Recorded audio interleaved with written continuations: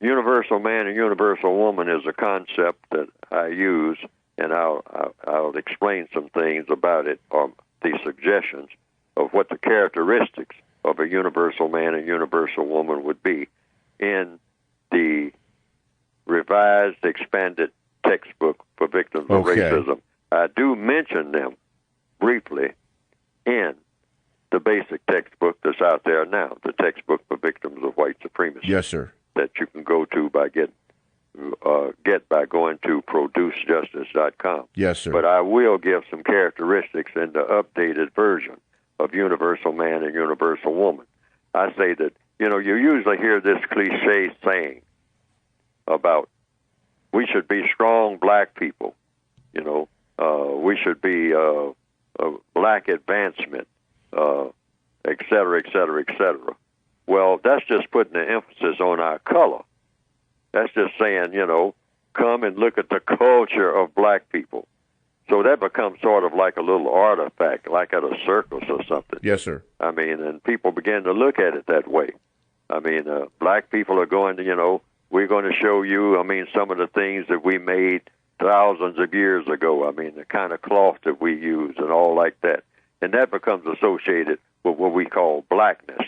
And we're kind of put in that box, like we're some kind of sideshow at a major event of something. I mean, black culture is kind of put in a little box of sideshow. I'm saying black people should be pioneers for what the entire world should be like. All right? Yes, sir. Yes. Okay. What the entire world should be like. All non-white people, people who have suffered under the system of white supremacy. I think it was Gandhi's. Now, I've tried to track down where I first read that. Of course, it was the only time I read that. I read it somewhere back in the 1960s or 70s. Mm-hmm. It was either in Ebony magazine or it was in a book called Conversations with Nehru. And Mohandas Gandhi was reported to have said, I remember reading it. I don't know if he really said this or not, but it's reported that he said this, that someone asked him in an interview, Mr. Gandhi, what do you think the purpose of the Negro is?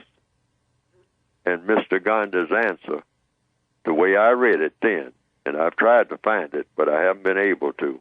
Maybe somebody can track it down. Mr. Gandhi is reported to have said, I think the purpose of the Negro is to bring peace to the world. That really struck me at the time that I read it. I said, us, people like me, bringing peace to the world with all this chaos that is all around us and the chaos that we buy into, the type of animosities that we have for each other, tribal, gangs, snobbishness, discourtesy on a monumental scale, and we are the people who will bring peace. But then let's look at the list of what you call, I got to thinking, the Peace Prize winners. There's quite a few people of color there. Not that that prize really means a whole lot. Mm-hmm. But I'm just saying, at least somebody had the idea that, the Peace Prize winners, the word peace associated with so many non-white people. Just look at the list. I can't think of the names right now. Yes. But it's quite a few. And some of it is highly questionable and all like that. But at least somebody's thinking on that level, why so many people of color get the Peace Prize? Maybe Gandhi was on to something. Maybe he was a visionary who saw something that out of all these chaotic people, all these dark-skinned people who seems to be confused about everything, who seem to be doing so many things that don't make sense, so many things that are absolutely non-constructive on a monumental scale. Maybe from those ashes, from these downtrodden people, these worthless people, maybe these are the people who really will be the peacemakers. They are the ones who will ultimately be what I call the universal man and the universal woman in a universe the way that it should be and the way that it should have been when it was first produced by the creator of the universe. That's what we should be aiming for.